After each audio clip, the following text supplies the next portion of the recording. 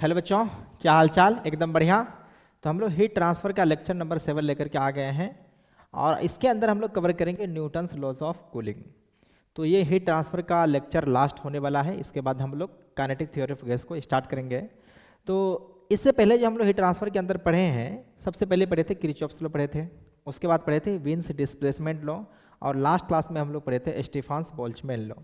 तो स्टीफान्स Boltzmann law देखे थे तो उससे जो फॉर्मूला हमको आया था, रेट ऑफ हीट लॉस जो आया था dQ/dt, उसका जो फॉर्मूला था बहुत ही कम्प्लेक्स था।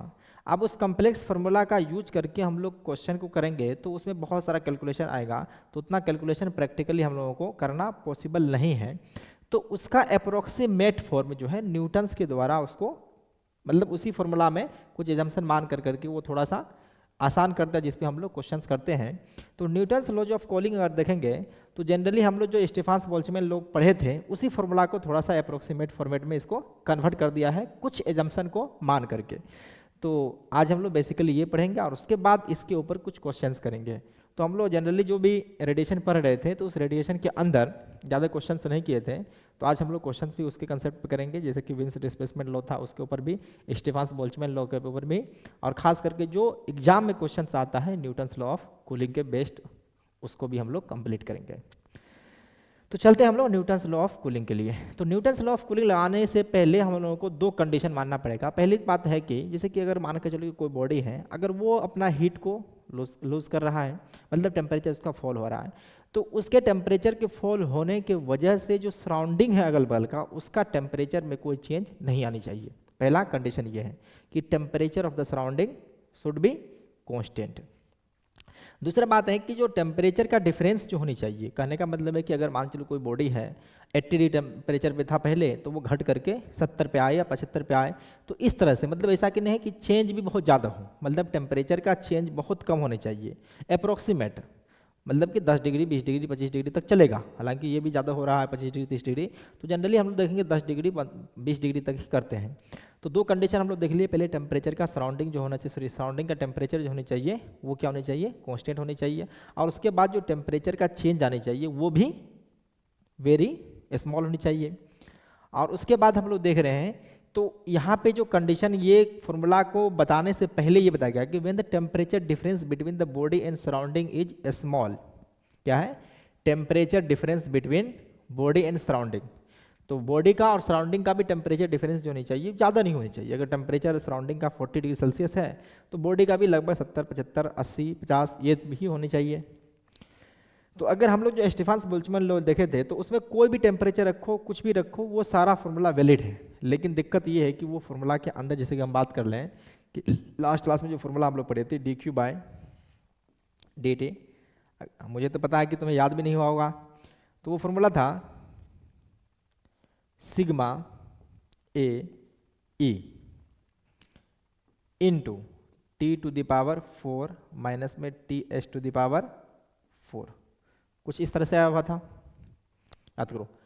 तो ये जो था सिग्मा क्या था, स्टीफान्स बोल्ट्जमैन कांस्टेंट था, उसके बाद जो है एरिया ऑफ द सरफेस था, और ई जो था एमिसिविटी ऑफ द मटेरियल थे। तो इस तरह से हम लोग इस फॉर्मूला को लास्ट क्लास में ड्राइव किए थे, लेकिन हम इस फॉर्मूला से ही जो फॉर्मूला ड्राइव करेंगे अभी, वही कह रहा है कि जो, अब देखो कि ये न्यूटन्स लॉज का कंडीशन ये था कि जब बॉडी का टेम्परेचर सराउंडिंग के टेम्परेचर के रिस्पेक्ट में बहुत ही कम का चेंज हो, तब कह रहा है कि रेट ऑफ कूलिंग मतलब dT/T, मतलब कि टेम्परेचर को फॉल करने का जो रेट है proportional to the temperature difference between the body and the surrounding. तो कहने का मतलब इसका ये है कि रेट ऑफ कूलिंग क्या, तो dT/T। रेट ऑफ कूलिंग अगर देखा जाए तो ये टर्म जो होगा वो नेगेटिव होता है जनरली। इसका कहना है कि directly proportional to temperature difference between the body and surrounding, ये इस तरह से है। लेकिन जैसे इसको हम लोग सॉल्व करते हैं तो यहाँ से हम लोगों को जो dt/t आने वाला है वो एक माइनस साइन आता है। अब इस माइनस का हम तुम्हें जिक्र भी करेंगे कि ये क्यों माइनस ही लेते हैं हम लोग। तो यही है न्यूटन्स लॉज ऑफ कूलिंग, ये है Newton's laws of cooling.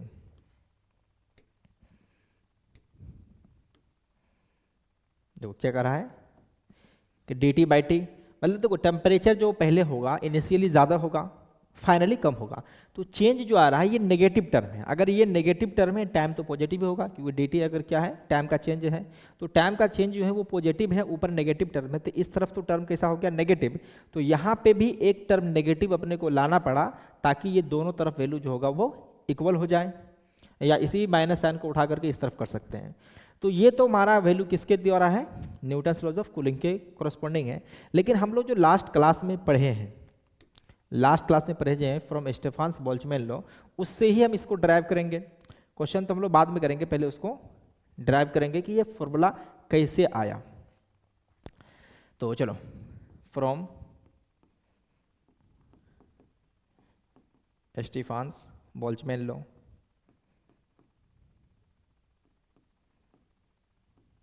Boltzmann law, उसके कॉरस्पॉन्डिंग जो फॉर्मूला आया था हमें, हालांकि जैसे कि हम लोग इसको जो लाए थे, क्या लाए थे, पावर रेडिएटेड जो आया था वो आया था टेम्परेचर का पावर 4 था। उसके बाद देखो, चलो जनरली हम लोग डायरेक्ट फॉर्मूला जो आया था D Q by D T, इसको लास्ट क्लास में हम लोग जिक्र कर चुके हैं।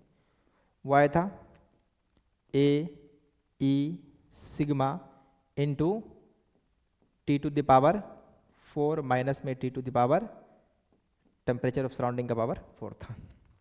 अब इस डी क्यू को ही हम लोग लिख सकते हैं M S delta T, M S D T by T लिख सकते हैं, M S D T by T लिख सकते हैं इसको। तो अब यहाँ से देखो कि टेम्परेचर का डिफरेंस जो आ रहा है यहाँ पे डी टी बाई टी, खास करके अभी देखेंगे तो ये इस वैल्यू को देखो, ये इधर जो वैल्यू है हमारे पास वो सारा का सारा वैल्यू पॉजिटिव है। ध्यान से देखो कि ए क्या है, surface area of the body है, ई जो होता है एमिसिविटी है, और ये सिग्मा जो है स्टेफान्स कांस्टेंट था, और ये टेम्परेचर ऑफ द बॉडी ज़्यादा होगा तभी तो टेम्परेचर को लूज करेगा, और ये टेम्परेचर तो सराउंडिंग कम है, तो ये टर्म भी पॉजिटिव है और ये सारा टर्म पॉजिटिव है। तो एक साइन हमको पहले से ही नेगेटिव लेके चलना पड़ेगा शुरू में ही, तो ये माइनस में डी टी बाई टी आएगा, तभी जाकर के हमारा फॉर्मूला जो होगा वो बिल्कुल सही आएगा। तो यहाँ से फिलहाल अभी हम इसको रेट ऑफ कूलिंग ही पढ़ रहे हैं ना, तो नेगेटिव साइन को भी हटाते हैं, बाद में हम लोग उसको मेंशन रखेंगे कि ये एक टर्म जो अपने पास है वो नेगेटिव, ये टर्म नेगेटिव आने वाला है। क्लियर है? तो यहाँ से इसको भी थोड़ा हटा ही दो, एक मिनट, चलो ठीक है। तो ये जो आ गया D T by T equal to, यहाँ से देख लो, तो यहाँ से अगर हम देख लेंगे तो चलो डाल ही दो माइनस साइन, कोई दिक्कत नहीं है, माइनस साइन को हम लोग डाल ही देते हैं, क्या रहने दो। तो यहाँ से जो आ रहा है वो A E sigma divide by M into S आ जाएगा, M into S, temperature of the body क्या है टी माइनस में temperature of surrounding T to the power 4 है। लेकिन अभी कुछ देर पहले ही हम बात किए हैं, क्या बात किए हैं कि टेम्परेचर ऑफ सराउंडिंग जो होनी चाहिए बहुत ही कम होनी चाहिए। तो जनरली हम लोग टेम्परेचर ऑफ सराउंडिंग को टी एस मानते हैं और टेम्परेचर ऑफ द बॉडी जो है उसको टी मानते हैं। तो टेम्परेचर ऑफ बॉडी जब लिखने के लिए जाएंगे तो उस समय चलो, तो टेम्परेचर ऑफ द बॉडी मान के चलो ये, तो चेंज इन टेम्परेचर देखेंगे तो क्या आ जाएगा, टेम्परेचर ऑफ बॉडी माइनस में टेम्परेचर ऑफ सराउंडिंग। क्लियर है? तो अब यहाँ से temperature of the body T जो है उसको हम लोग लिख सकते हैं, टेम्परेचर ऑफ द बॉडी क्या हो जाएगा, टेम्परेचर ऑफ सराउंडिंग प्लस में डेल्टा टी। तो टेम्परेचर ऑफ द बॉडी को जनरली टी लिखे हुए, टेम्परेचर ऑफ सराउंडिंग को टी एस कर दिया, और जो चेंज इन टेम्परेचर है उसको डेल्टा टी कर दिया।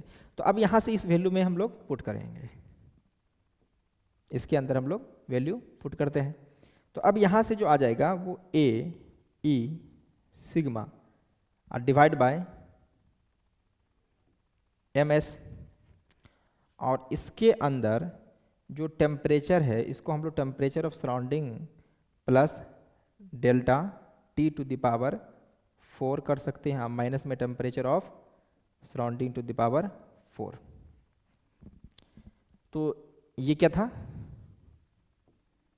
डी टी बाय टी है।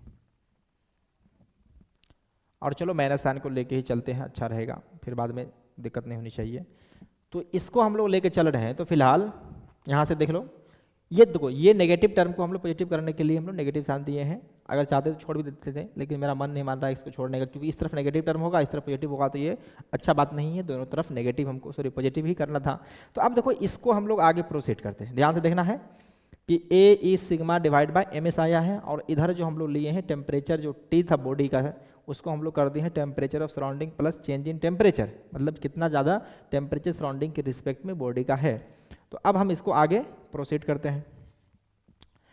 तो अपने को जो मिलने वाला है वो डी टी बाय टी, ये माइनस में आ जाएगा, और जो है इस तरफ A E sigma divide by M S, और जो ये था दिया हुआ temperature of the surrounding plus change in temperature, इसका पावर 4, अब प्लस में, सॉरी माइनस में temperature of the surrounding to the power 4। तो ऐसा करते हैं कि इसमें से टेम्परेचर ऑफ द सराउंडिंग का पावर 4 जो है ये कांस्टेंट इसमें से ले लेते हैं। तो यहाँ पे आ जाएगा, देखो टेम्परेचर सराउंडिंग और कांस्टेंट ले ले इसमें से, तो ये 1 आ जाएगा, delta T by T S आ जाएगा यहाँ से। तो अब इसको हम लोग करते क्या है कि A E sigma divide by M S, और temperature to the power 4 surrounding का बाहर आ जाएगा, और यहाँ से जो तुम्हें मिलने वाला है ये 1 plus delta T divide by temperature of the surrounding to the power 4, अब माइनस में 1, ये क्या है minus D T by T, minus में डी टी बाय टी। तो इस तरह से हम लोग इसको प्रोसीड किए।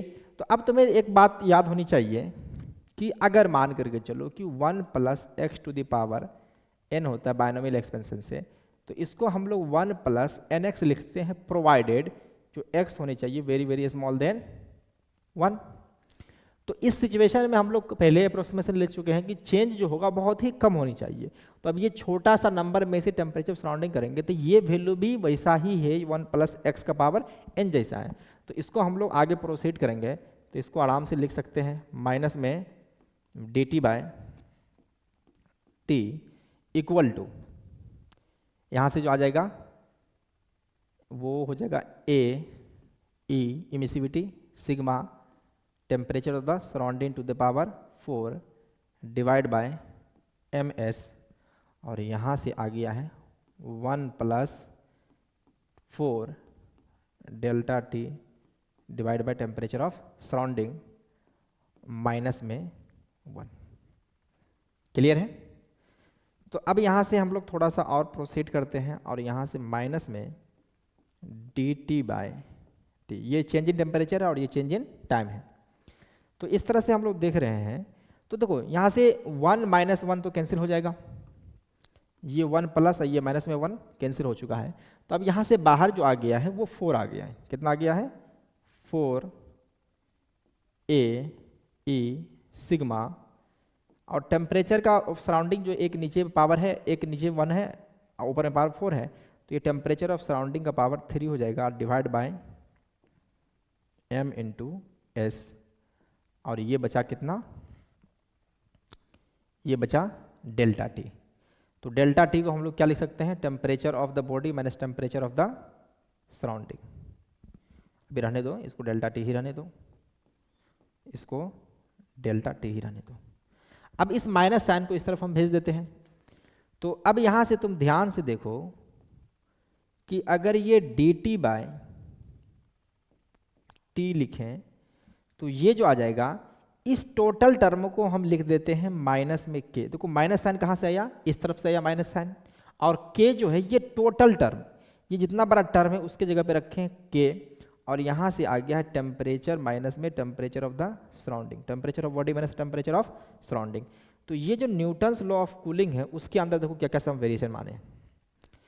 तो के का वैल्यू जो अपने को मिला है वो कुछ इस तरह से है।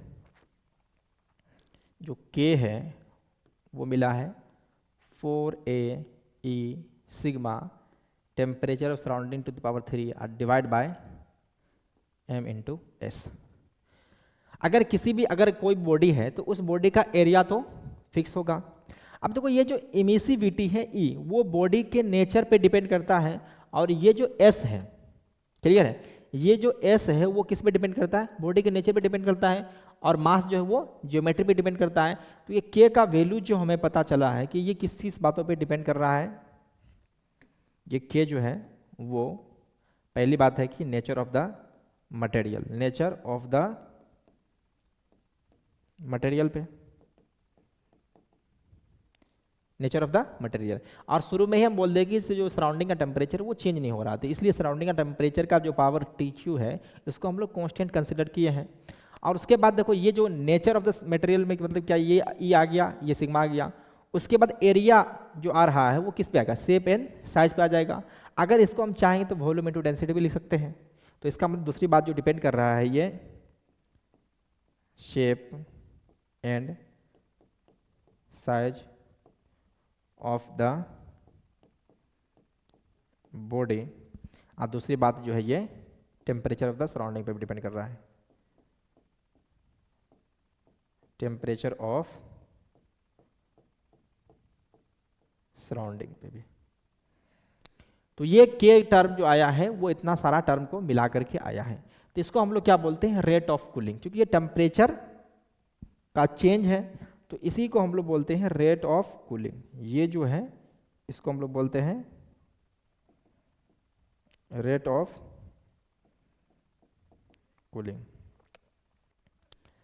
तो इसको थोड़ा सा प्रोसीड करते हैं और इसको थोड़ा सा हम लोग सॉल्व करने की कोशिश करते हैं कि अगर कोई बॉडी है जिसका टेम्परेचर इनिशियली T है और सराउंडिंग का टेम्परेचर जो है वो TS है, तो इनिशियली हम टेम्परेचर ऑफ बॉडी का क्या मान लेंगे, T0 मान लेंगे। उसके बाद वो घट करके कुछ ना कुछ आएगा। तो इस तरह से हम इसको थोड़ा सा प्रोसीड करते हैं।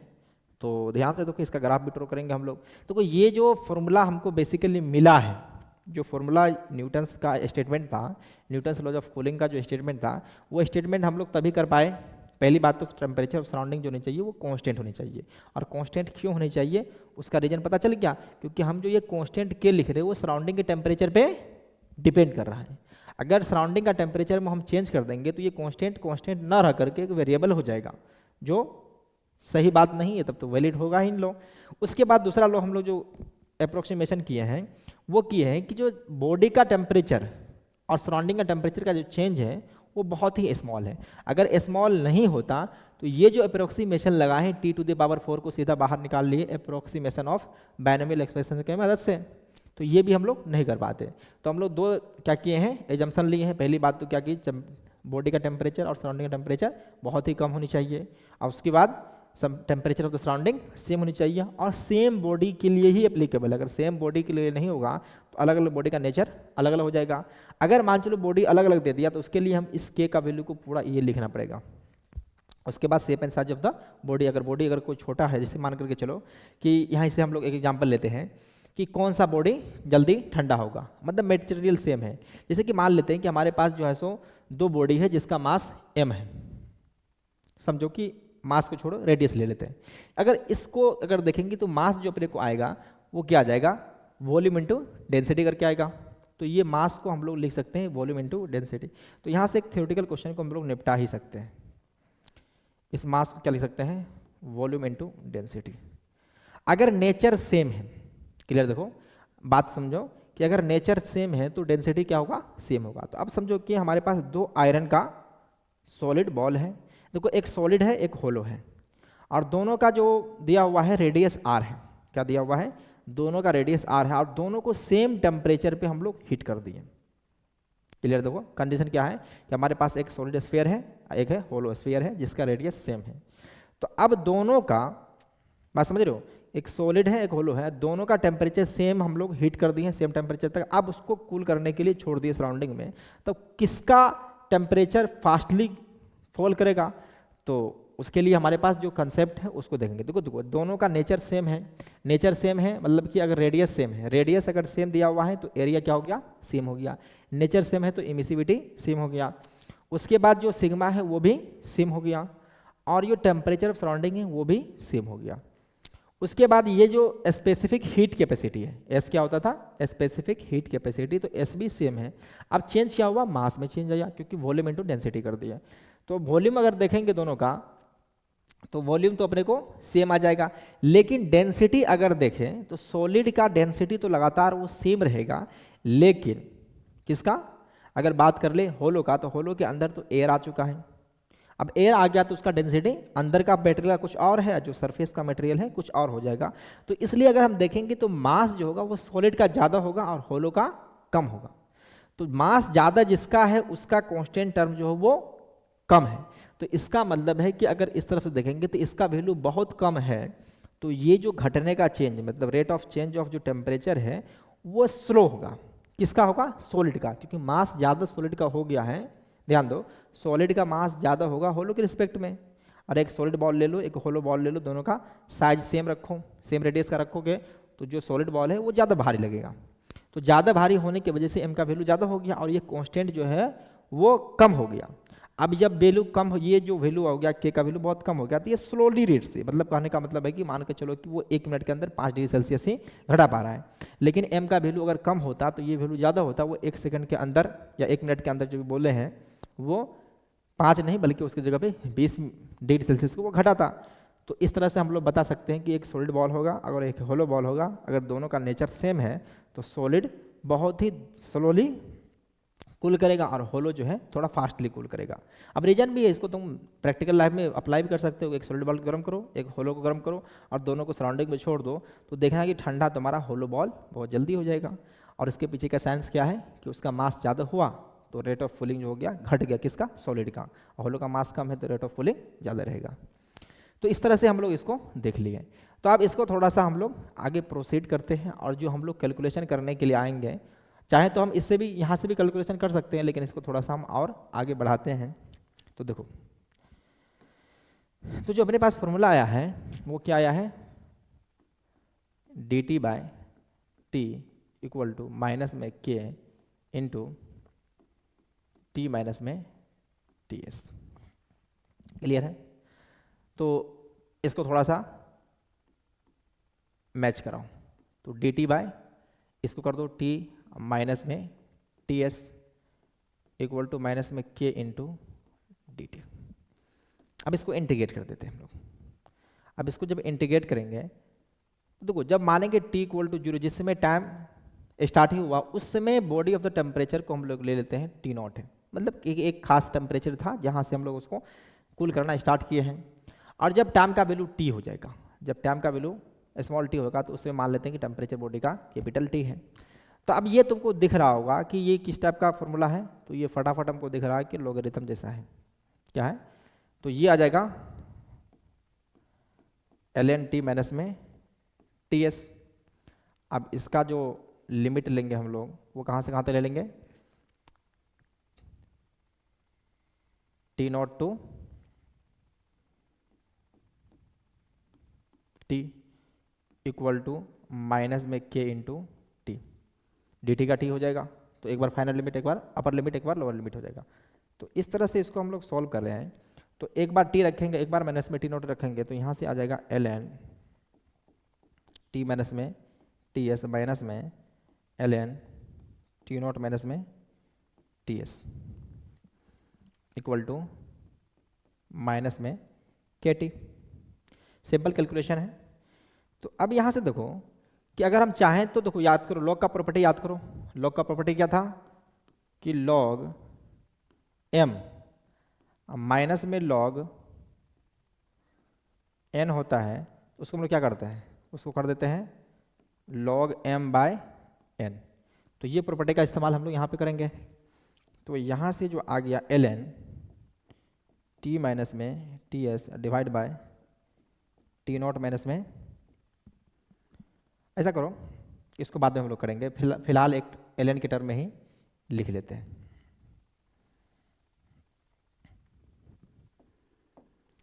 तो इसको हम यहाँ से ग्राफ ड्रॉ करना चाहते हैं। ln t माइनस में ts इक्वल टू माइनस में kt प्लस में ln t नॉट माइनस में ts।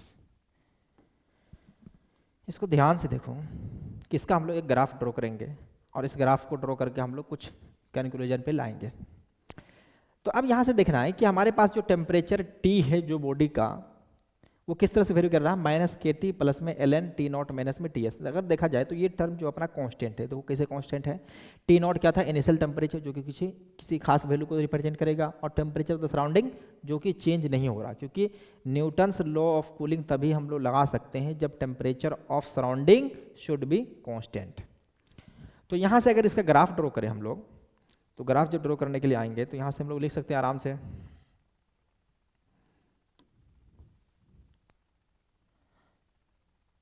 इसको हम लोग मान लेते हैं कि टाइम एक्सिस है, और इस तरफ जो मान लेते हैं वो मान लेते हैं कि एल एन टी माइनस में टी नॉट है, टी माइनस में टी नॉट है। तो इनिशियली जो होगा ये ग्राफ किसी न किसी, देखो जब टाइम का वैल्यू जीरो होगा तो ये टर्म होगा, तो ये टर्म जो होगा वो मान लेते हैं कि कहीं ना कहीं ये यहाँ पे है, ये टर्म यहाँ पे है, इसका वैल्यू कितना है, L N T not minus में टी एस। उसके बाद अगर देखो तो ये y इक्वल टू माइनस में एम एक्स प्लस सी जैसा ग्राफ है, तो ये कुछ इस तरह से ग्राफ होगा, तो कुछ इस तरह का ग्राफ ये आने वाला है। क्लियर है? तो इसको डॉट लाइन से हम लोग आगे प्रोसीड भी कर सकते हैं। तो ये कुछ इस तरह से अपने को मिला ग्राफ। ये क्या है, L N versus T not minus में टी टेम्परेचर ऑफ ये सराउंडिंग है, ये temperature of surrounding T S है। उसके बाद अगर हम चाहें तो इसको एक्सपोनेंट फॉर्मेट में भी लिख सकते हैं। देखो इस तरह से हम लोग तो सॉल्व बहुत कम करते हैं, एक्सपोनेंट फॉर्म में बहुत ज़्यादा करते हैं, तो इसको हम लोग एक्सपोनेंट फॉर्मेट में लेकर के प्रोसीड करते हैं। चलो इस कलर का इस्तेमाल करते हैं। चलो ध्यान से देखो, तो यहीं से हम लोग बढ़ते हैं, इसको यहां से लेकर चलो। तो जब इसको लेके चलेंगे तो ये एल एन क्या हो जाएगा, टी माइनस में T S divide by T not minus में टी एस, तो ये आ जाएगा अपने को एल एन टी माइनस में T S divide by T not minus में T S equal to minus में के इंटू टी। क्लियर है? अब जैसे ही इसको हम हटाएंगे एल एन को, तो इधर क्या आ जाएगा, एक्सपोनेंट आ जाएगा, तो ये आ गया है टी माइनस में T S divide by T not minus में T S equal to E to the power minus में के टी आ गया है, E to the power minus में के टी आ गया है। अब इसको थोड़ा सा नेक्स्ट पेज पे लेके चलते हैं हम लोग। तो नेक्स्ट पेज पे लेके चलेंगे तो क्या था अपने को फॉर्मूला लास्ट में, टी माइनस में वाइट कर लेते हैं, थोड़ा अच्छा दिखेगा। तो ये अपना था temperature of body at any time T minus में temperature of surrounding divide by temperature of body at initially temperature जो भी है माइनस में E to the power minus में के टी था। इस तरह से था कुछ। तो अब इसको जैसे ही हम लोग आगे प्रोसीड करेंगे तो देखो टेम्परेचर ऑफ एनी बॉडी जो हो जाएगा, अगर इसको देखें तो इसको मल्टीप्लाई कर दो, तो एक ही बार में हम थोड़ा सा काम तमाम कर दिए हैं। चलो एक बार और कर ही देते हैं, टी माइनस में T S equal to T not minus में T S E to the power minus में के टी। अब यहाँ से जो टेम्परेचर हो चुका है अपने को T equal to T S आप प्लस में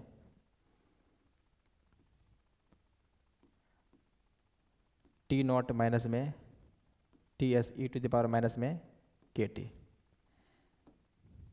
चलो ध्यान से देखो, ये टेम्परेचर एनी टाइम टी पे आ गया है।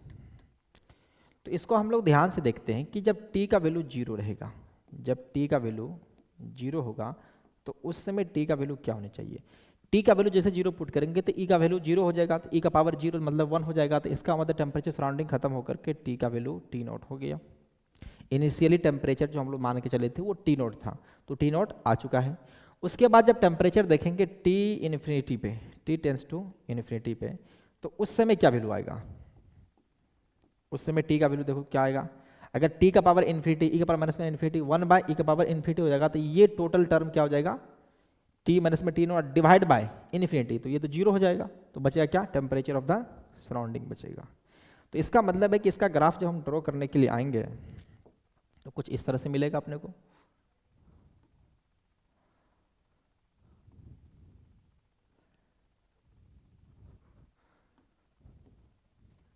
ध्यान दो, रहने दो, थोड़ा सा टेढ़ा भी चलेगा। ये क्या हुआ जी, मान लेते हैं कि इनिशियल टेम्परेचर जो अपना था वो कुछ इस तरह से था, यहाँ पे था, और बाद में टेम्परेचर ऑफ द सराउंडिंग जो है वो कुछ इस तरह से है। टेम्परेचर ऑफ सराउंडिंग ये है टेम्परेचर ऑफ सराउंडिंग, और ये temperature of body at any time T पे ये है टी नॉट, मतलब इनिशियल टेम्परेचर ये था, और ये है ग्राफ टी का, मतलब टेम्परेचर वर्सेस टी है। तो इस तरह से अगर हम देखेंगे तो इनिशियली जो ग्राफ था वो हमारे पास यहाँ पे था, और ये एक्सपोनेंशियली डिक्रीज करेगा, ये ग्राफ एक्सपोनेंशियली डिक्रीज करेगा, मतलब उसका टेम्परेचर ऑफ द बॉडी जो घट करके सराउंडिंग का टेम्परेचर होने में उसे कितना टाइम लग जाएगा, इनफाइनाइट टाइम लग जाएगा। क्लियर है, इनफाइनाइट टाइम लग जाएगा। तो इसलिए हम लोग यहाँ से अगर देखें ध्यान से, तो शुरू में देख रहे हैं तो ये जो रेट ऑफ कूलिंग है, इनिशियली रेट ऑफ कूलिंग जो वो फास्टर है, उसके बाद धीरे धीरे क्या हुआ कि उसका रेट बहुत ही स्लो हो चुका है। अगर किसी एनी टाइम टी पे ले, अगर किसी एनी टाइम टी पे बीच में कहीं पे लेंगे तो ये इसको एवरेज ले सकते हैं। अगर इसको देखो तो दोनों पॉइंट को मिला करके हम लोग इसको एवरेज कंसीडर कर सकते हैं, इसको एवरेज कंसीडर कर सकते हैं। इसको कहीं बीच में, इसको कलर थोड़ा सा चमकदार दिखा देते हैं, तो इसको हम लोग कहीं ना कहीं बीचों बीच में, मतलब जो देखो शुरुआत में जो है सो इनिशियली अगर देखेंगे तो इसका टेम्परेचर जो फॉल कर रहा है बहुत ही फास्ट कर रहा है, और बीच में कहीं देख रहे हैं कि उसका रेट जो देख रहे हैं बहुत ही लीनियर जैसा है। उसके बाद फिर इन्फिनिटी पे जाते जाते टाइम टी इक्वल टू जब इन्फिनिटी हुआ तो उस समय भी कांस्टेंट है। तो यहाँ से हम लोग जो न्यूटन्स लॉ ऑफ कूलिंग को लिख रहे थे, न्यूटन्स लॉ ऑफ कूलिंग जो हम लोग लिखे थे वो क्या लिखे थे शुरू में, D T by T equal to minus में के इंटू टी माइनस में टी एस, ये लिखे थे। तो अब ये क्या करेंगे कि थोड़ा सा हम एवरेज वैल्यू के लिए भी कर सकते हैं। मान के चलो कि इनिशियली टेम्परेचर जो है सो यहाँ पे था और फाइनली जो यहाँ पे होगा, जैसे कि मान के चलो कि टी इनिशियली यहाँ पे है और टी फाइनल जो है सो वो यहाँ पे आ चुका है। तो सबका एवरेज वैल्यू हम लोग ले लेंगे तो काम चल जाएगा। तो अब यहाँ से हम लोग इसका अप्रोक्सीमेट फॉर्म ऑफ, इसका अप्रोक्सीमेट फॉर्म कर सकते हैं, अप्रोक्सीमेट फॉर्म, जिस पे हम लोग क्वेश्चन करेंगे। देखो इतना बड़ा क्वेश्चन तो इस तरह से फॉर्मूला पे बहुत ही रेयरली क्वेश्चन करते हैं हम लोग इस तरह से, लेकिन हम लोगों को जो फॉर्मूला पे करना क्वेश्चन वो इस तरह से। तो डी टी जो है इसका एवरेज क्या आ जाएगा, डेल्टा टी आ जाएगा। डी टी का एवरेज को हम लोग डेल्टा टी ले लेते हैं, अब माइनस में स्मॉल डेल्टा टी, मतलब change in temperature divide by temperature, equal to minus में के इनटू ये जो टेम्परेचर है, इस टेम्परेचर को कौन सा टेम्परेचर लेना है, इनिशियल वाला लेना है कि फाइनल वाला लेना है। तो ऐसा करना है कि इसका एवरेज वैल्यू ले लेना है। क्या करना है, इसका एवरेज वैल्यू ले लेना है, इसका एवरेज माइनस में टेम्परेचर ऑफ सराउंडिंग का एवरेज तो सेम ही होगा क्योंकि वो तो बदलने वाला नहीं है। तो अपने को जो फॉर्मूला मिला है अप्रोक्सीमेट फॉर्मेट में वो कुछ इस तरह से मिला है, ये है जिस पे हम लोग को क्वेश्चन करना है। Delta T divide by T equal to T average minus में टी एस। तो टी एवरेज को कैसे निकालना है, तो टी एवरेज को हम लोगों को निकालना है, टी एवरेज को निकालना है इनिशियल टेम्परेचर फाइनल टेम्परेचर और डिवाइड बाय 2, इस तरह से। तो ये अपना फॉर्मूला मिला है न्यूटन्स लॉ ऑफ कूलिंग के ऊपर, ये मिला है फॉर्मूला जिसे हमें याद रखना है, इसको याद रखना है, याद रखना है। तो देखो न्यूटन्स लॉज ऑफ कूलिंग पे जो फॉर्मूला है, क्वेश्चन जो भी आएगा तो हम लोग इसका ही इस्तेमाल करेंगे। क्या करेंगे, इसका इस्तेमाल करेंगे। अगर मटेरियल सेम है तो उसमें के बारे में कुछ सोचना भी नहीं है। अगर मान कर चलो कि दो मटेरियल अलग अलग दे दिया, अगर कोई लिक्विड दे दिया है कोई वाटर दे दिया है, तो उस समय हम लोग के बारे में थोड़ा सा सोचेंगे कि यहाँ पे कौन सा फैक्टर चेंज हो सकता है। तो इस तरह से हम लोग पूरा न्यूटन्स लॉ ऑफ कूलिंग का सारा डेरिवेशन कर लिए हैं और फाइनल जो कंक्लूजन रिजल्ट निकला हमको ये निकला है। इसके पीछे वाला फॉर्मूला पर अगर तुम देखोगे तो ये भी फॉर्मूला हम लोग ड्राइव करके ही लाए थे। तो अगर हो सके तो कभी कभी इस पर भी क्वेश्चन पूछ सकता है, और इस टाइप का ग्राफ अगर तुमको कहीं दिया हुआ है तो कोई घबराने की बात नहीं, इसको हम लोग ड्राइव कर चुके हैं। और उसके बाद फाइनली एक्सपोनेंट फॉर्मेट में देखें तो कुछ इस तरह से ग्राफ मिला। लेकिन जब उसका अप्रोक्सीमेट वैल्यू लिए, अप्रोक्सीमेशन किए, तो जो dt था छोटा सा चेंज था उसको हम बड़ा चेंज मान करके डेल्टा टी कर दिए। जो छोटा सा टाइम था इंटरवल उसको हम लोग बड़ा सा डेल्टा टी कर दिए। और जो टेम्परेचर था, ये जो टेम्परेचर एनी टाइम टी पे था, उस एनी टाइम टी का टेम्परेचर क्या ले लिए हम लोग, टी एवरेज कर दिए, जिसको कैसे निकालना है, initial temperature plus final temperature divide by 2 equal to minus में टेम्परेचर ऑफ सराउंडिंग जो कि फिक्स होने वाला है। तो अब इसके ऊपर बेस्ड क्वेश्चन हम लोग करते हैं। तो ये सारा कहानी जो हम लोग पढ़े हैं इस कहानी के ऊपर क्वेश्चन करेंगे तभी जा करके क्लियर हो पाएगा। तो इसको देख लो ध्यान से, इसके बाद हम लोग क्वेश्चंस करते हैं। आगे बढ़े, 1 2 3 चलो। तब यहाँ पे क्वेश्चन है, देखो ध्यान से, अभी जो हम लोग फॉर्मूला पढ़े उसी पे क्वेश्चन है, बेस्ट क्वेश्चन है। कह रहा है कि body temperature 40 degree Celsius kept in the surrounding. कह रहा है कि बॉडी का टेम्परेचर कितना है, 40 डिग्री सेल्सियस है। तो हम लोगों को पता चल गया कि इनिशियल टेम्परेचर जो बॉडी का है, बॉडी का इनिशियल टेम्परेचर कितना दिया हुआ है, बोर्ड हैंग कर रहा है का, initial temperature of the body 40 degree Celsius है, is kept in the surrounding of constant temperature 20 degree Celsius. और टेम्परेचर ऑफ सराउंडिंग भी दिया हुआ अपने को 20 डिग्री सेल्सियस। देखो डिफरेंस भी है, कम ही है। It observe that it is temperature falls to 35 degree Celsius in 10 minute.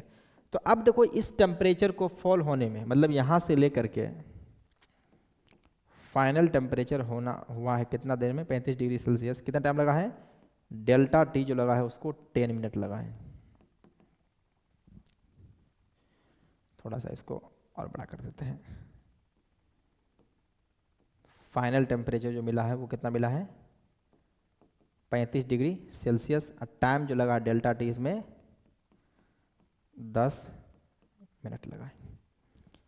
अब हमसे पूछा क्या है, to find how much more time will it take for the body attain the temperature of 30 degree Celsius. कहने का मतलब है कि अब यहां से टेम्परेचर को 30 डिग्री सेल्सियस होने में डेल्टा टी का, इसको डेल्टा टी टाइम्स मान लेते हैं कि क्या वैल्यू होगा, इसको हमको बताना है। पहला क्वेश्चन तो ये है। उसके बाद कह रहा temperature of the body after next 10 minute. अब दूसरा हमको कहा गया है, ध्यान से समझो क्वेश्चन को।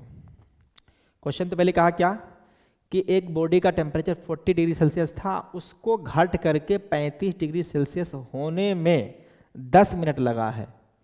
तो अब अगला क्वेश्चन उसमें कह रहा था, ये तुमको इन्फॉर्मेशन दिया हुआ था। अगला क्वेश्चन कहा कि अब ये 35 डिग्री से घट करके 30 डिग्री टेम्परेचर पर होगा तो उसमें कितना और ज़्यादा टाइम लगेगा। तो पहले में तो 10 मिनट टाइम लगा है, तो इसमें कितना टाइम लगेगा 35 से लेकर के 30 तक होने में। तो न्यूटन्स लॉ ऑफ कूलिंग का हम लोग देख रहे थे शुरुआत में ही कि जो हम लोग बोलते हैं कि इनिशियली जो होगा रेट ऑफ कूलिंग फास्टर होता है, उसके बाद क्या होगा धीमे धीमे पड़ जाएगा। तो शुरू में 10 मिनट लगा है, तो यहाँ पे टेम्परेचर को फॉल होने में 10 से ज़्यादा लगना चाहिए, ऐसा हमारा अंदाजा है। क्योंकि क्वेश्चन के अंदर फॉर्मूला जब भी हम लोग देखे थे डेरिवेशन के दौरान, तो उससे में देखे थे कि फॉर्मूला जो आ रहा था वो इनिशियली डिफरेंस जो होगा वो ज़्यादा होता है, फिर बाद में कम हो जाता है। अब दूसरा पूछ रहा है कि जब टाइम लगेगा t इक्वल टू, मतलब delta t equal to 10 minute, तो उस समय टेम्परेचर क्या होगा बॉडी का, ये बताना है। तो हम लोग पहला क्वेश्चन सॉल्व करते हैं, उसके बाद सेकंड पे आते हैं। तो पहला क्वेश्चन तो ये हो गया, ये हुआ पहला क्वेश्चन, और ये हुआ दूसरा क्वेश्चन। देखो जब भी न्यूटन्स लॉ ऑफ कूलिंग का फॉर्मूला लगाएंगे तो 2 बार हम लोग फॉर्मूला लगाएंगे और दोनों से हम लोग रिजल्ट ले आएंगे। तो चलो फटाफट हम लोग करते हैं काम। फॉर्मूला क्या है, टी एवरेज है, तो डेल्टा टी। तो डेल्टा टी को हम लोग लिखेंगे कैसे, temperature of final temperature minus initial temperature.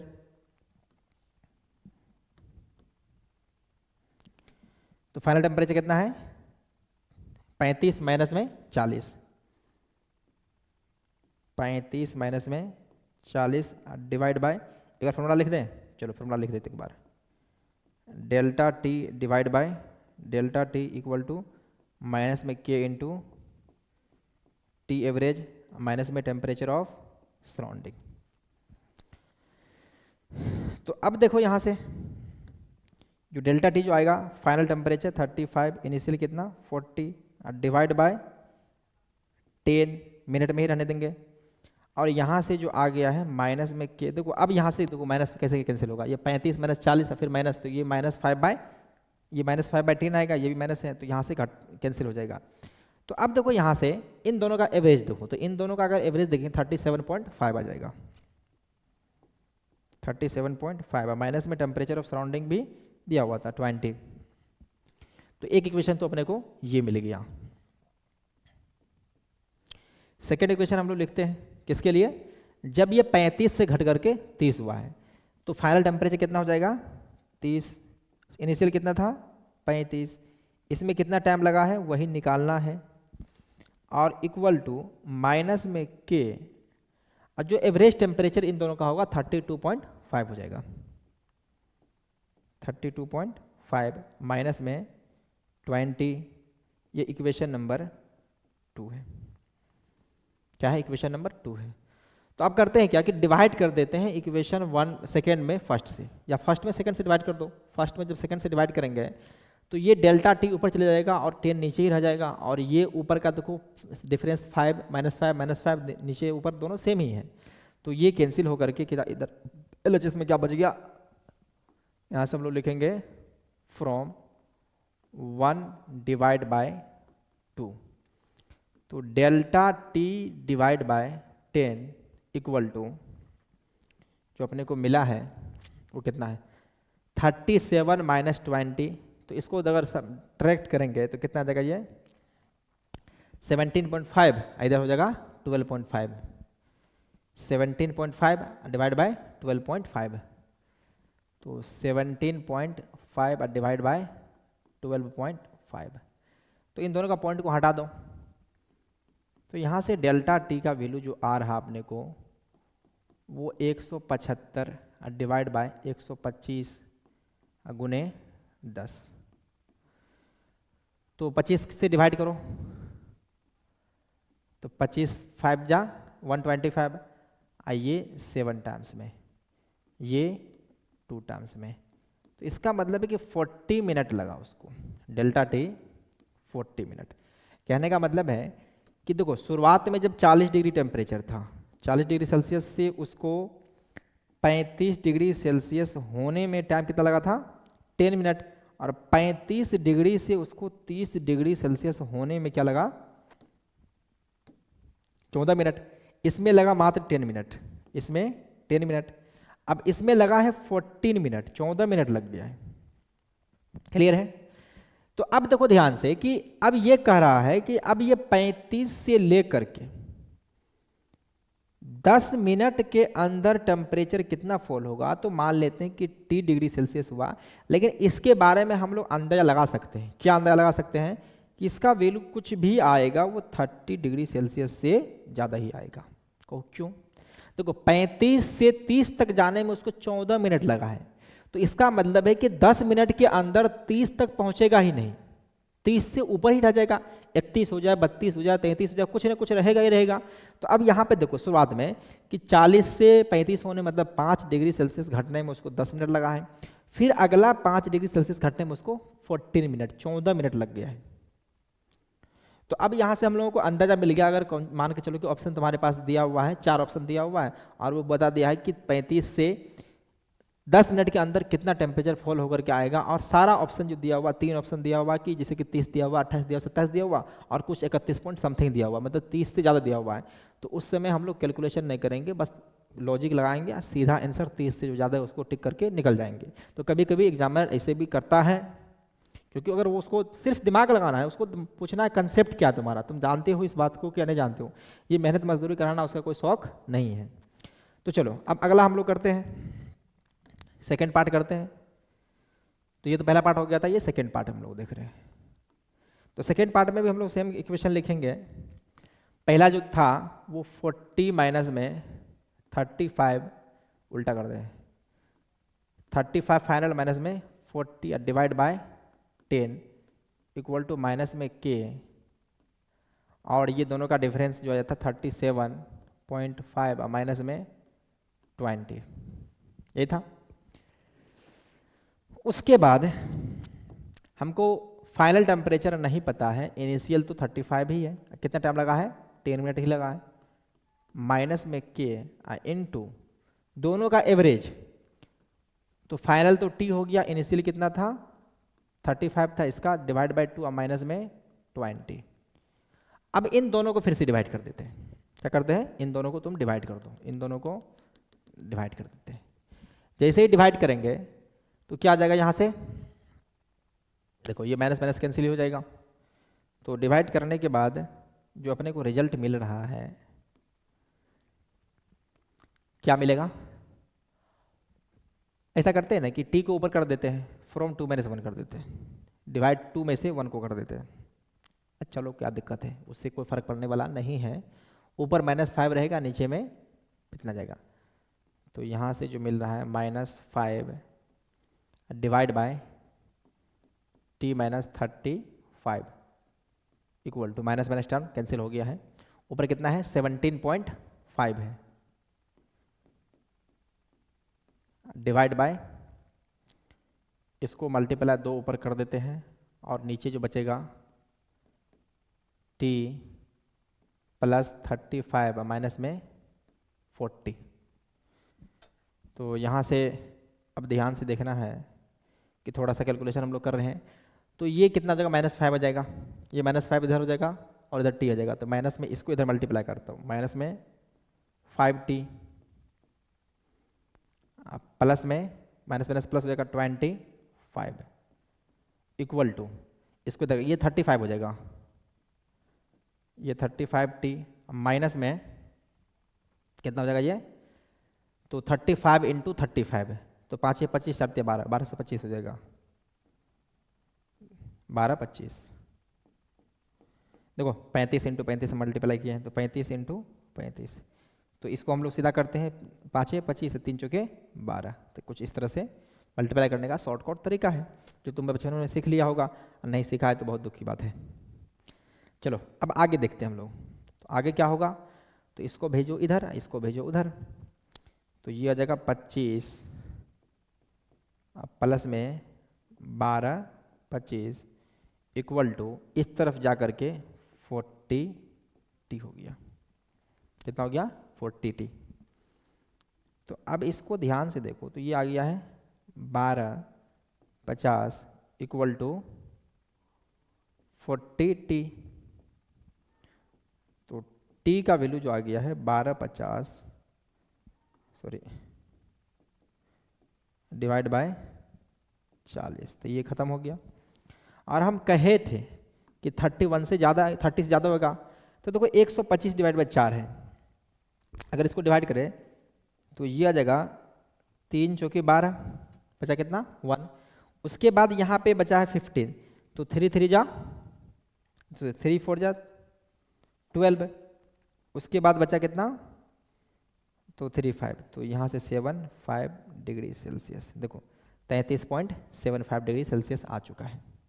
तो कुछ इस तरह से, ऐसा तो नहीं मल्टीप्लाई कर दिए, गड़बड़ 4 3 12, अरे सॉरी उल्टा हो गया थोड़ा सा ये देखो 3 × 12, तो ये खत्म हो गया, फिर बचा 1, तो 31.25 डिग्री सेल्सियस, जो कि 30 से ज़्यादा, हम तो अंदाजा पहले से लगा के बैठे हुए थे कि 30 से जो भी रिजल्ट आएगा वो ज़्यादा ही होगा, और यहाँ पे बिल्कुल 30 से ज़्यादा ही आया है।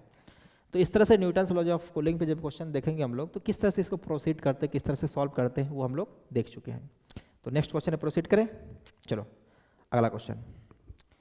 तो अगला क्वेश्चन में करा कि in a container some water is filled at the temperature 50 degree Celsius. करा कि कंटेनर जिसके अंदर कुछ वाटर है, कितना पे 50 डिग्री सेल्सियस पे है। It cools to 45 degree Celsius in 5 minute, 5 minute लगा है, and to 40 degree Celsius in next 8 minute. If we assume Newton's law of cooling is valid then find the surrounding temperature. तो कोई दिक्कत नहीं, हम लोग सीधा करते जाएंगे फटाफट काम। वही इस बार सराउंडिंग का टेम्परेचर हम लोगों को नहीं दिया है, तो जानते हैं delta T divide by T equal to minus में K into T average minus में टेम्परेचर ऑफ सराउंडिंग। तो ये फॉर्मूला है, दोनों के लिए हम लोग बारी बारी से करेंगे। तो चलो पहले हम लोग करते हैं फर्स्ट के लिए। तो कितना था 50 से 45 हुआ है 5 मिनट में। तो हम लोग देखेंगे 45 minus 50 divide by 5 equal to minus K. इन दोनों का एवरेज अगर देखेंगे तो 47.5 माइनस में टेम्परेचर ऑफ सराउंडिंग। क्लियर है? उसके बाद सेकेंड में क्या कहा है कि फिर वो 40 से लेकर के 45 से 40 हुआ है तो उसको 8 मिनट लगा है, तो कोई दिक्कत नहीं। फाइनल टेम्परेचर कितना 40, इनिशियल कितना 45 और divide by 8 equal to minus में के इनटू, अब इन दोनों का एवरेज 42.5 माइनस में टेम्परेचर ऑफ सराउंडिंग। तो आप देखो इक्वेशन नंबर 1 2 दोनों मिल गया है, इक्वेशन फर्स्ट हो गया और ये इक्वेशन नंबर सेकेंड हो गया है। दोनों को डिवाइड करते ही कैलकुलेशन करने के बाद जो टेम्परेचर ऑफ सराउंडिंग आने वाला है उसको हम तुम्हें डायरेक्ट बता ही देते हैं। इसमें क्या दिमाग लगाना, इसमें कुछ है नहीं, सिर्फ कैलकुलेट करना। तो कैलकुलेशन तुमको तो आता है, तो इसका जो रिजल्ट है हम कैलकुलेट करके पहले से ही रखे हुए हैं, वो तुम्हें बता देते हैं। इसका टेम्परेचर ऑफ सराउंडिंग जो आता है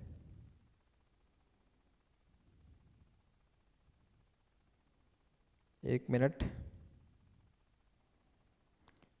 34.17 ये आता है 34.17 डिग्री सेल्सियस। तो इस तरह से हम लोग इस क्वेश्चन का आंसर निकाल सकते हैं। इसको जैसे सॉल्व करोगे, एक इक्वेशन है एक अननोन है, तो आराम से सॉल्व कर करके हम लोग ला सकते हैं। तो सेकेंड क्वेश्चन भी हम लोग देख लिए। अब नेक्स्ट क्वेश्चन की तरफ प्रोसीड करते हैं। तो कुछ नहीं बचा है, इसको जैसे डिवाइड करेंगे ऊपर का खत्म हो जाएगा, ये 8 ऊपर जाएगा, नीचे 5 आ जाएगा और ये के भी कैंसिल हो जाएगा और यहाँ से सिर्फ एक ही टेम्परेचर ऑफ सराउंडिंग टर्म बचेगा जिसको कैलकुलेट तुम अच्छी तरह से कर सकते हो, ये हम ऐसा उम्मीद करके चलेंगे। अब देखो नेक्स्ट क्वेश्चन करा कि एक calorimetry of negligible heat capacity content 100 gram water at 40 degree Celsius.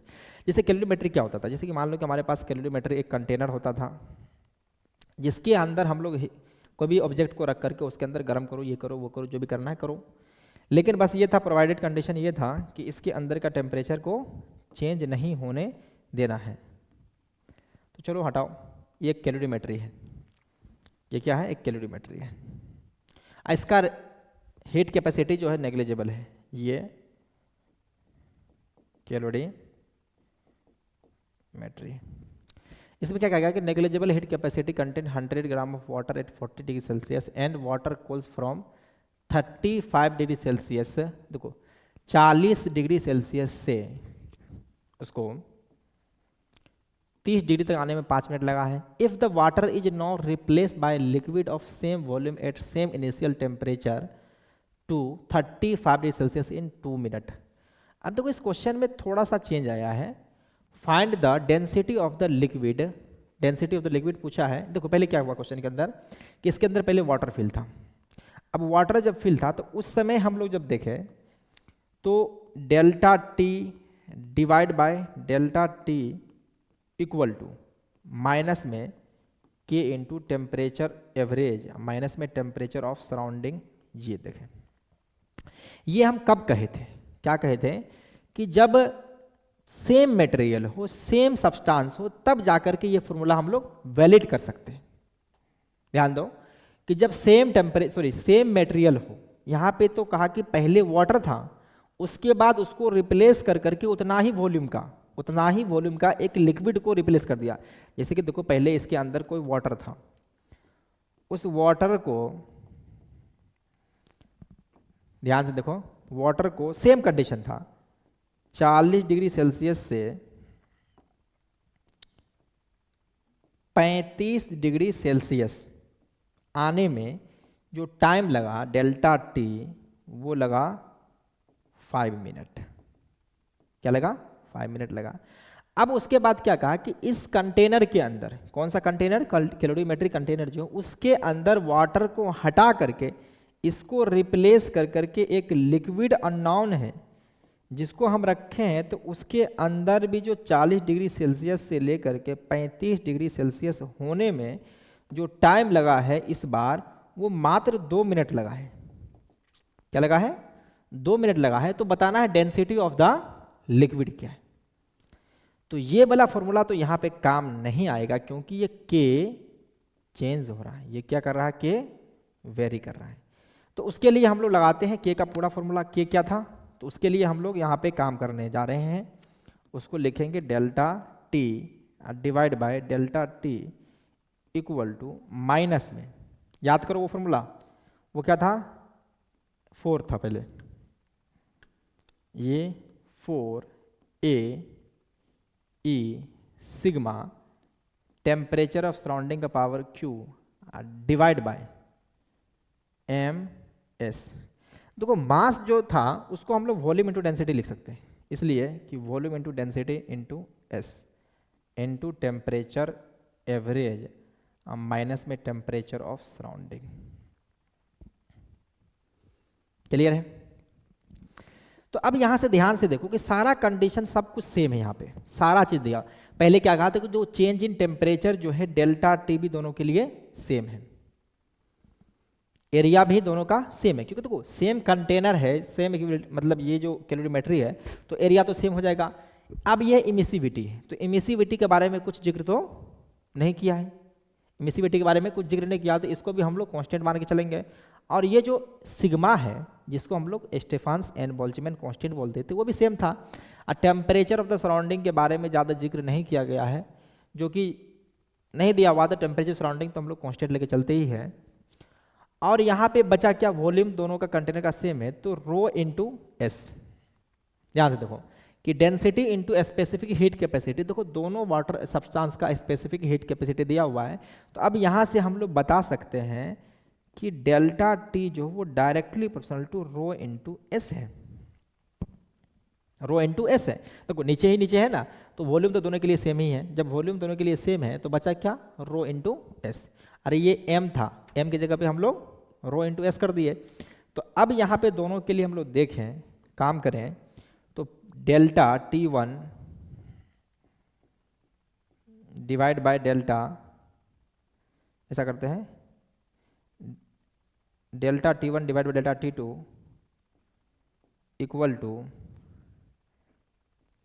Row one divide by rho two into S one divide by S two. तो चलो हमको निकालना है कितना, डेंसिटी ऑफ लिक्विड निकालना है। तो ये डेंसिटी ऑफ लिक्विड को सेकंड में मान लेते हैं हम लोग। तो चलो पहले कितना लगा था, वाटर को ऊपर वाला वाटर मानते हैं, तो वाटर को लगा था 5 मिनट, इसको लगा था 2 मिनट, सही बात है। डेंसिटी ऑफ वाटर जानते हैं हम लोग 1000 kg metre cube, divide by density of liquid को, डेंसिटी ऑफ लिक्विड को L मान देते हैं। स्पेसिफिक हीट ऑफ वाटर दिया हुआ, कितना दिया हुआ है 4200, और ये कितना दिया हुआ है 2100, तो ऊपर हो जाएगा 4200, नीचे हो जाएगा 2100, तो इसको कैंसिल करके आ गया अपने को 2 आ गया है। तो अब इसको इधर लिया, इसको लिया इधर, तो डेंसिटी ऑफ लिक्विड जो आ गया है वो देखो 4 इंटू 1000 डिवाइड बाय 5, तो कैंसिल करते ही ये 20 आ जाएगा, 200 आ जाएगा, इक्वल टू 8 kg पर मीटर क्यूब। तो डेंसिटी ऑफ लिक्विड अपने को मिल गया, कितना मिल गया है 800 kg पर मीटर क्यूब मिल गया है। तो यही अपना डेंसिटी ऑफ लिक्विड है, जो कि तुम्हें दिख गया होगा, density of liquid 800 kg metre cube हो गया। तो ये क्वेश्चन में कितना अच्छा घुमा करके दिया हुआ था। इस तरह से अगर हम लोग दिमाग में लेके चलेंगे सिर्फ के का वैल्यू हमेशा कांस्टेंट रहता है, तो इस तरह से हम लोग सॉल्व नहीं कर पाएंगे, फंस जाएंगे, इसको ऐसे करना पड़ेगा। लेकिन दिमाग में रहे कि कैसे डेरिवेशन किए, क्योंकि हम लोग टोटल डेरिवेशन जो किए हैं वो तुम्हारे आंखों के सामने किए हैं, ताकि तुम्हें सब बात समझ में आ जाए। ठीक है, तो आगे हम लोग विंस डिस्प्लेसमेंट से रिलेटेड एक क्वेश्चन है उसको भी कर लेते हैं। चलो, तो अब ये क्वेश्चन है कि एक कह रहा है कि 100 वाट का बल्ब है, filament has the area 0.5 centimetre square and it behave as the perfectly black body. Find the wavelength corresponding to the maximum spectral emissive spectral energy distribution। तो हम लोग कर्व जब दिखाते थे इस तरह से,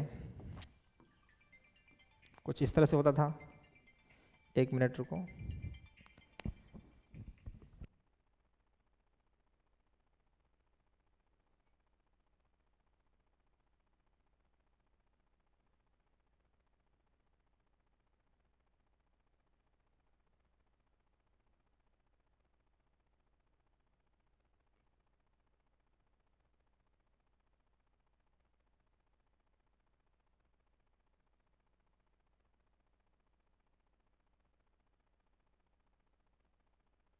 हाँ, तो इस तरह से हम लोग देखे थे। तो वहाँ पे जो कर्व आया था, ये spectral emissive power versus wavelength का वो कुछ इस तरह से आया था। और हम लोग देखे थे कि यहाँ पे जो एक वेवलेंथ होता है लैम्डा एम, इसके कॉरस्पॉन्डिंग ही इसका वैल्यू मैक्सिमम आता है, इसका वैल्यू मैक्सिमम आता है। तो यहाँ से हम लोग देखे थे कि टी इंटू लेमडा एम, ये लेमडा एम इंटू टी जो था वो एक कांस्टेंट बी के बराबर होता है, जिसका वैल्यू 2.89 इंटू 10⁻³ मीटर केल्विन होता है। ये विंस डिस्प्लेसमेंट लॉ था। लेकिन हम लोग उससे पहले देखेंगे टेम्परेचर को कैसे फाइंड करेंगे, क्योंकि बी हमको निकालना है लेमडा, तो पहले टेम्परेचर को निकालना पड़ेगा। उसके लिए हम लोग काम करते हैं। तो यहाँ पे कह रहा है कि 100 वाट का बल्ब है जिसका फिलामेंट का एरिया दिया हुआ है and behave is the perfectly black body, find the wavelength corresponding to the maximum spectral energy distribution. तो सबसे पहले तो यहाँ पे कोई सराउंडिंग का टेम्परेचर के बारे में कुछ जिक्र नहीं किया गया है। तो उस समय हम लोग फॉर्मूला जो लिखते हैं, पावर रेडिएटेड जो होता है वो क्या होता था, A E sigma T to the power 4। ये क्या है, area of the body. Emissivity, तो ये परफेक्टली ब्लैक बॉडी है तो इमिसिविटी तो अपने को पता है कितना, 1 होगा। अब ये पावर दिया हुआ, तो पावर दिया हुआ है 100 इक्वल टू एरिया भी दिया हुआ अपने को, कितना दिया हुआ है 0.25 इंटू 10⁻⁻⁴। क्यों लिए, क्योंकि एसआई यूनिट में सबको लेके चलना है, तो टेम्परेचर अपने को केल्विन मिलेगा। और सिग्मा का वैल्यू होता था 5.67 इंटू 10⁻8 या -8 होता है, -8 होता है शायद, देख लेंगे। ये -8 होता है into temperature to the power 4। तो देखो यहाँ पे सारा तो सिर्फ कैलकुलेशन बचा है, तो इतना बड़ा कैलकुलेशन को करना तो आसान नहीं है। तो इसका कैलकुलेशन अगर तुम्हें एग्जाम में आ गया है तो कहीं ना कहीं तुम्हें हिंट दिया रहेगा इससे निपटने के लिए। तो हम इसको सीधा लिख देते हैं, जैसे कि 1000 ऊपर चले गया, 10 का पावर यहाँ से 4 वहाँ पे आ गया, 10⁻12 डिवाइड बाय 0.25 ये हो गया है इंटू 5.67 हुआ। अब देखो जैसे ही इसका पावर टेम्परेचर को हम हटाएंगे तो ये आ जाएगा 10⁻14 डिवाइड बाय, ऐसा करते हैं ना, 10 का पावर 16 कर दो, 12 प्लस 14 यहाँ से भी आ जाएगा, तो 10 का पावर 16 डिवाइड बाय 25 इंटू 5.67 का पावर 1/4। इतना कैलकुलेशन करना थोड़ा टफ है, इसलिए हम कैलकुलेशन कर करके पहले से ही रखे हुए हैं। ये टेम्परेचर जो देगा अपने को केल्विन में देगा, और उसका वैल्यू हम लोग जो एग्जाम में अगर कुछ ऐसा आएगा तो वो वैल्यू तुम्हें दिया रहेगा, क्योंकि तुमसे इतना उम्मीद नहीं कर सकते हैं कि ये तुम कर पाओ। तो इसका वैल्यू टेम्परेचर जो आ गया है तुम्हें ये 28, अरे बाकियों क्या जी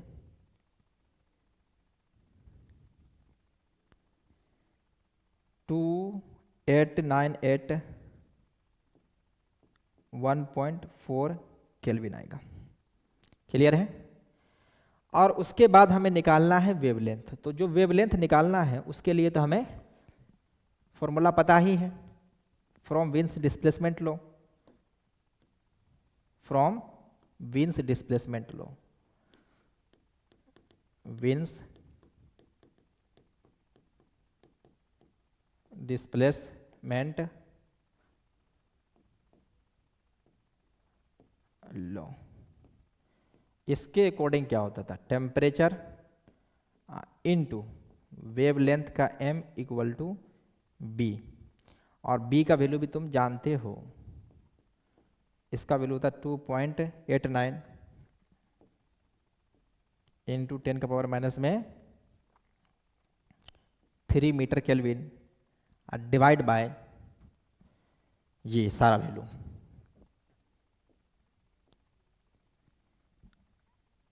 (981.4) और वेवलेंथ जो कोरोस्पोंडिंग टू m है, इसका वैल्यू भी हम कैलकुलेट करके रखे हुए हैं। सिंपल डिवीजन है, तो ये आ गया है 997 एंगस्ट्रॉम। तो इस तरह से हमें ये वैल्यू भी मिल गया। बस हम बताना चाह रहे थे कि किस तरह से क्वेश्चन को डील कर सकते हैं, वो तुम्हें दिखा दिए हैं। अब देखो यहाँ पे वैल्यू का ऐसा एयर फेयर है, इसलिए हम कैलकुलेटर का इस्तेमाल किए हैं। तो अगर हम इसको ध्यान से देखो तो ये जो वेवलेंथ मिला हमको कौन सा रेंज में मिला, क्या ये वेवलेंथ हमको दिख सकता है? तो ये जो है लगभग देखो 7800 एंगस्ट्रॉम जो होता है वो देखो 3600 एंगस्ट्रॉम से लेकर के 7800 एंगस्ट्रॉम तक जो होता है वो विजिबल रेंज होता है। तो ये जो वेवलेंथ बड़ा आया है लाइट का जो रेंज होता है जिसको हम लोग देख पाते हैं, तो ये उससे ज़्यादा ये इंफ्रारेड रीजन में पहुंच चुका है, तो इसको हम लोग देख नहीं पाएंगे, लेकिन पता तो कर लेना कि वेवलेंथ कितना है। क्लियर है? तो इस तरह से हम लोग क्वेश्चन भी ठीक ठाक कर लिए हैं और न्यूटन्स लॉज ऑफ कूलिंग को भी अच्छी तरह से समझ लिए हैं, और इसी के साथ अपना हीट ट्रांसफर भी खत्म है। तो आज का लेक्चर हम लोग यहीं ख़त्म करते हैं। तब तक के लिए पढ़ाई करते रहो। Take care and bye bye.